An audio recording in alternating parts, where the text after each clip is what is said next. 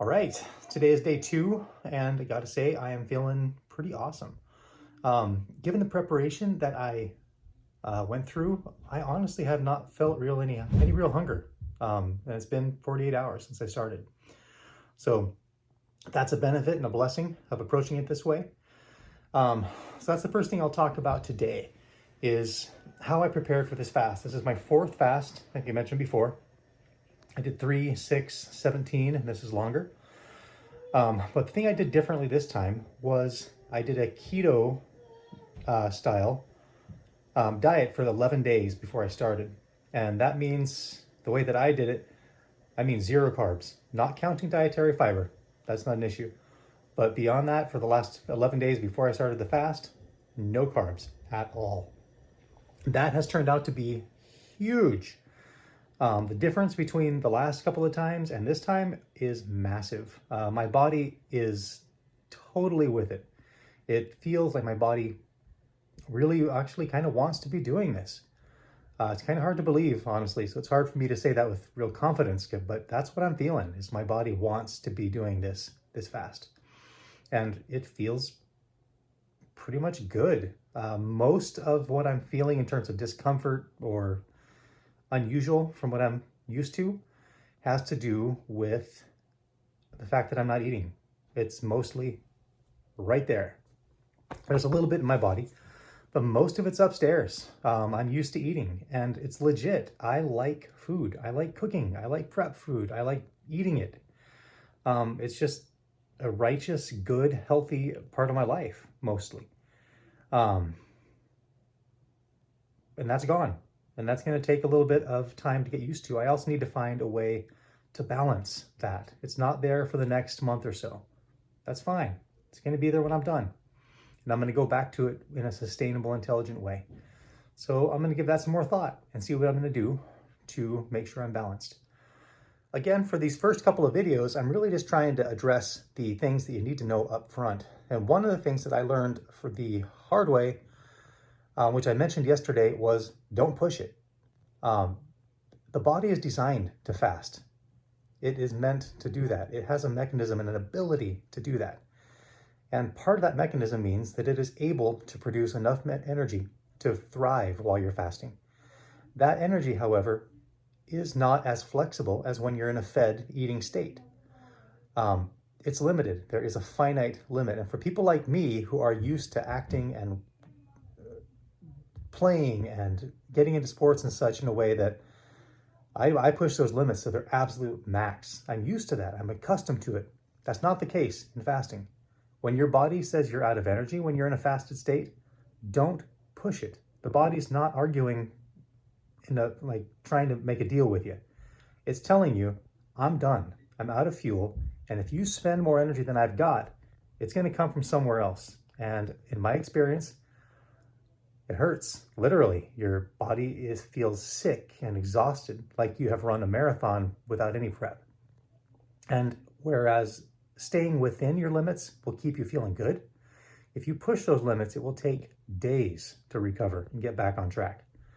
So take it from me, when you're in a fasted state, don't go to the gym.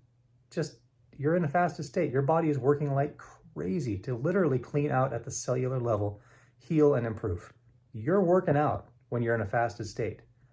Don't feel like you need to go to the gym. And if you do, be careful. Another thing that needs to be addressed up front is the role of water in fasting. You drink as much as your body needs, I would say, in my experience, to keep your urine at a very light level. I'm not going all the way to clear. My experience in the past is that up front, at the beginning of the fast, the body goes through a ridiculous amount of water. And there are times where I can drink unbelievable amounts of water and my urine stays yellow. I mean, I don't go anywhere near clear. And it also stinks. Gotta love that, sharing that with other people. For the first couple weeks, last time it was rancid. And it's day 2 and I'm already there. It didn't stay that way. Once I got to the last phase of the fast, I started feeling normally and the urine went back to normal. I stopped drinking any more than normal. So it's definitely more of an upfront thing. It tends to happen between 1 and 2 weeks. With me, the first time around, it was a solid 2. My guess is it'll be a little less this time because the last fast was only 6 months ago. But one of my clues that I'm not drinking enough water is my kidneys hurt. That was kind of new to me. I didn't actually know what that felt like to have an internal organ hurt. But yeah, they hurt. And when they start to get a little achy, I really, pick up the water intake, and usually within an hour or so, the sensation's gone. As long as I keep the water up, kidneys are good, and sensations like hunger and such are gone. So when it comes to fasting, you want to succeed. You want to see it through to the end, and that's going to be difficult. So what I'd like to talk about right up front is the power of decision. Now, I've been trying to understand exactly how the power of decision works. The ability to make a genuine, solid decision that doesn't break down under pressure. I'd like you to imagine a circle of folding chairs. Like, imagine a support group or a class where people that you trust are all in a circle and they're discussing something. And you're part of that circle. Now, every one of the people in that position represents a factor or an element of a decision you're going to make. And some of those are helpful, some of them are not.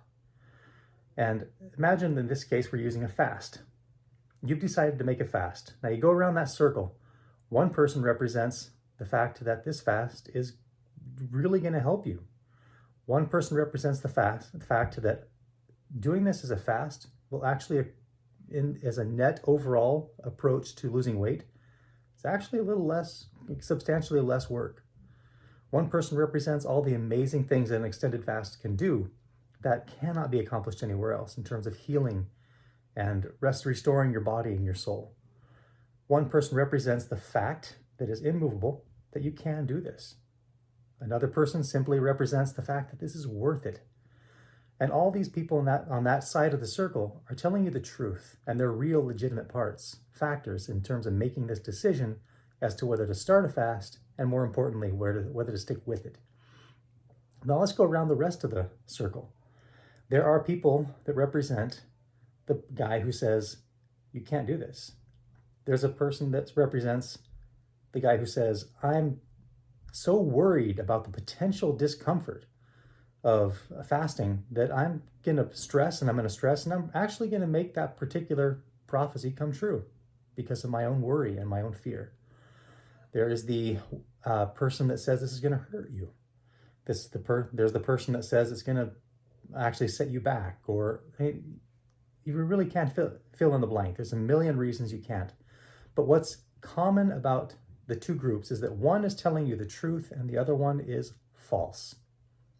Simple as that. And where I have found the power of decision is discovering which of those people, which of those factors in my decision is telling me the truth. And then identify which of those factors, those people, are lying to you. And then have the power, the strength to say to those ones that are lying to you, to not give them credibility. Don't let them have a role. Now, for example, you don't cast them out all the way. You've got the one guy who says, this fast is going to cause you some discomfort. Yeah, it's going to cause you some discomfort. That's okay. Embrace that. Don't be afraid of it. Say to yourself, all right, it's going to cause me some discomfort. How am I going to handle that? How am I going to deal with it? How am I going to prepare for it? Not fear, not make a decision to give up or not start, but how am I going to prepare to deal with it and make it work for me? So go around that circle. Is the factor in your decision true? Truly, really true? If it's not true, can you identify that factor as being false? And can you take away from it the credibility that it holds to help you make a decision? It's not there to make the decision for you. It has no right to interfere with your decision. It can contribute, that's fine. But don't let it have a place of credibility in how you make your decisions and what matters to you. So what do you experience at the beginning of a fast? If you are well prepared and you've gone through the process of eliminating carbs from your diet beforehand, completely to the point that you're stable and you're okay not having carbs, what are you going to feel? Most of it is going to be mental. A lot of it's going to be a change in your energy level. Depending on whether you've worked up to this and whether you're prepared, it's going to be more significant or less significant. It really does have to do with practice. People that jump into a long fast right off the bat with no preparation, it's probably not going to be a great experience. Can it be done? Yeah. I mean, there's definitely the willpower approach, but are you really gaining anything from white knuckling it all the way through? Probably not. The idea is to benefit and grow from a fast, not see how thoroughly you can push yourself to the limit. I have found that the key to a successful fast is to make that decision completely, like I'll talk about in a minute, and be at total peace with that decision, to have serenity in your soul, so that when those thoughts come in saying it's time to eat, or if I don't eat, I'm going to feel this way, or all the many lies that we tell ourselves that cause ourselves anxiety about the prospect of fasting or any other thing, to be able to come back around and say, I can do this, and I know why I'm doing it, and I know it's the right thing to do. End of story. I have the strength to make that decision and make it solid and not question it. Take a deep breath. That's a huge one. Like, just breathe. Breathe into it. Accept it.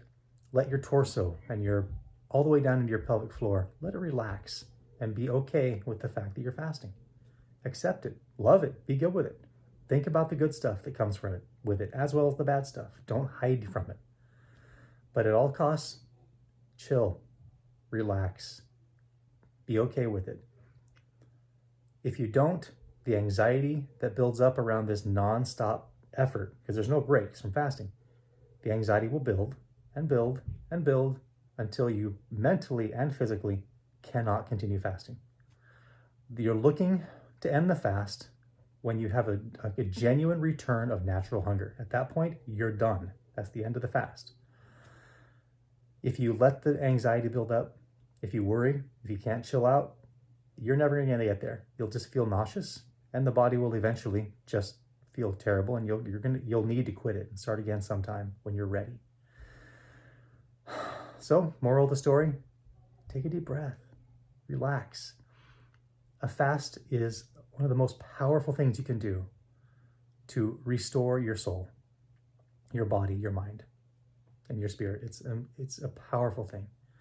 Recognize that. It's good, and you've made a good decision to do this.